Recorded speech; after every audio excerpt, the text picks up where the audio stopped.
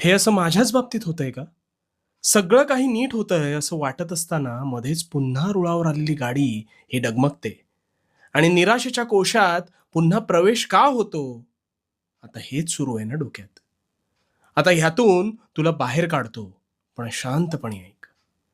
आयुष्य म्हणजे चढ आणि उतार यांचा संगम असतो.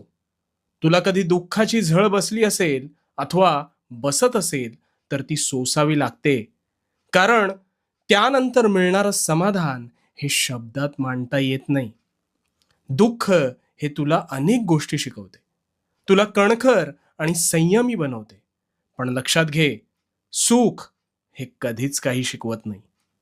ते दुःखानंतर बहरणारं इंद्रधनुष्यच असतं. आता इंद्रधनुष्य नेहमी दिसतं का आपल्याला? नाही ना. आणि दिसलं असतं तर त्याचं अप्रूप राहिलं असतं का? तसंच